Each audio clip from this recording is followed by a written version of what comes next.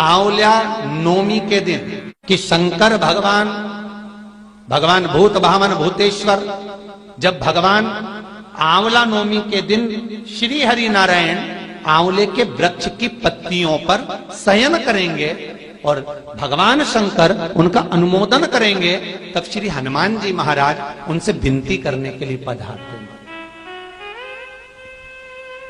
33 कोटि देवता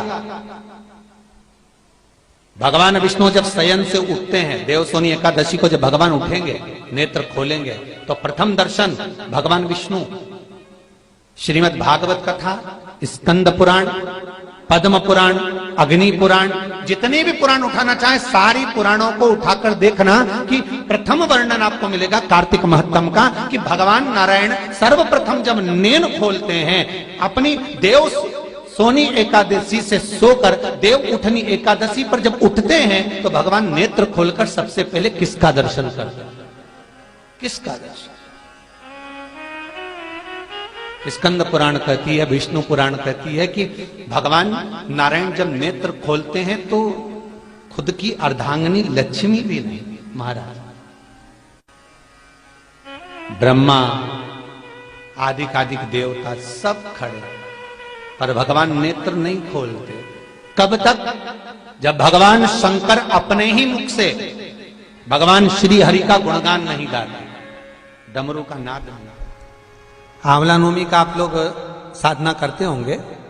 जब कार्तिक के महीने में आंवला नवमी का व्रत आता है तो जो उपास नहीं भी रखते हो, जो पूजन नहीं भी करते हो, उनसे मेरा निवेदन है कि स्कंद पुराण में कार्तिकेय के पावन चरित्र में स्कंद पुराण में स्पष्ट किया गया, और कल्याण का कार्तिक खंड पढ़िएगा कभी योग लगे तो, गीता प्रेस गोरखपुर का कार्तिक खंड पढ़िए। आप पढ़ेंगे तो उसमें मिलेगा आपको कि आंवला नवमी के दिन आंवले के पेड़ के नीचे घी का दिया लगाकर मध्याह्न से पहले, दोपहर के 12 बजे से पहले आंवले के पेड़ के नीचे आंवला नवमी के दिन कार्तिक के महीने में स्कंद पुराण कहती है जो घी का दिया लगाकर पूजन कर कर अपना पल्लू पसार कर आंवले के वृक्ष की डाली में से उस पे लगी हुई थोड़ी सी छाल को अपनी अंगूठे और चीटी उंगली से अपने पल्लू में गिराकर ले जाकर लाल कपड़े में हल्दी के साथ अपनी तिजोरी में, अलमारी में रख लेता है। उसके घर में कभी बरकत की कमी नहीं होती, उसके घर में कभी संपदा की कमी नहीं होती, उसके घर में धन, वैभव, सत्ता बढ़ती है, बढ़ती है। आंवला नवमी की कथा में एक प्रसंग आता है। आंवला नवमी का पूजन आपको करना आता है, व्रत करने वाली माताएं व्रत करती है, आंवले के पेड़ के नीचे जाकर पूजन करना, भोजन करना, आंवले का वृक्ष की छाया में बैठना,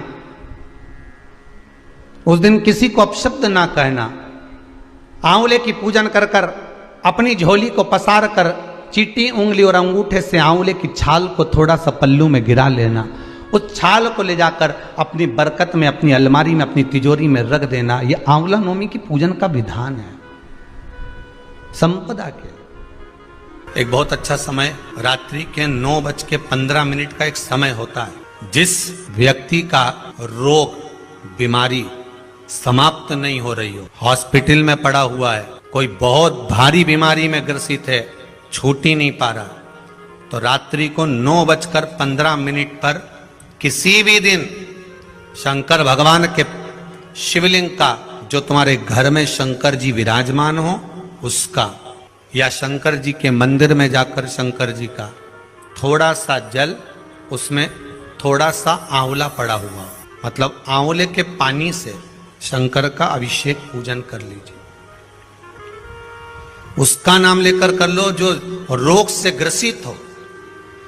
1 दिन, 2 दिन, 3 दिन करोगे, वो हॉस्पिटल से छुट्टी करके आ जाएगा, उसका रोग समाप्त हो। आंवले के वृक्ष के नीचे, स्कंद पुराण में भी है, कार्तिक महीने में आंवला नवमी पर आंवले के वृक्ष के नीचे भोजन करने से संपदा बढ़ती है। इसलिए आंवला नवमी पर लोग आंवले के पेड़ की पूजन करने जाते हैं तो वहां गोट भी करते हैं। बोलो सही है कि गलत है? वहां लोग टिफिन लेके जाते थे, पहले भोजन करते थे आंवला नवमी पर, आंवले के वृक्ष के नीचे भोजन करने पर संपदा बढ़ती। आंवला नवमी का दिन कार्तिक में पड़ती आंवला नवमी, ठीक है। जगत गुरु शंकराचार्य जी कह रहे हैं, मां तो कृपा कर दे। मां कहती है इसने कभी दान नहीं करा, पुण्य नहीं करा, सत्कर्म नहीं करा, तुम्हें कैसे दान दूं? दान का फल दान।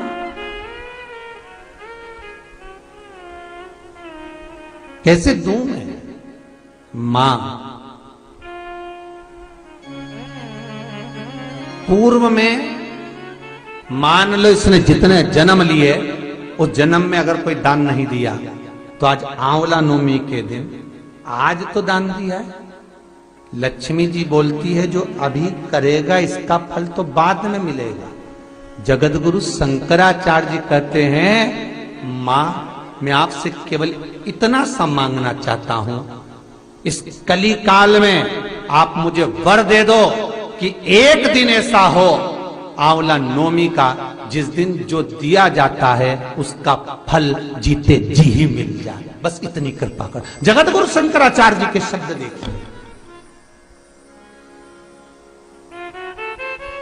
गौदान करा उसका फल बाद में मिलेगा, कुछ दान करा उसका फल बाद में, पर आंवला नवमी के दिन अगर आपने कुछ दान दिया है, आंवला नवमी के दिन अगर आपने दान किया है, उसका फल जगत गुरु शंकराचार्य जी माता लक्ष्मी से कहते आज की आज मिलना चाहिए।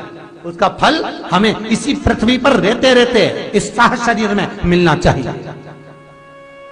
हर हर महादेव। श्री शिवाय नमस्तुभ्यं। मेरे चैनल को सब्सक्राइब करें और बेल आइकन प्रेस करें जिससे कि आपको लेटेस्ट वीडियो की नोटिफिकेशन मिल जाएगी।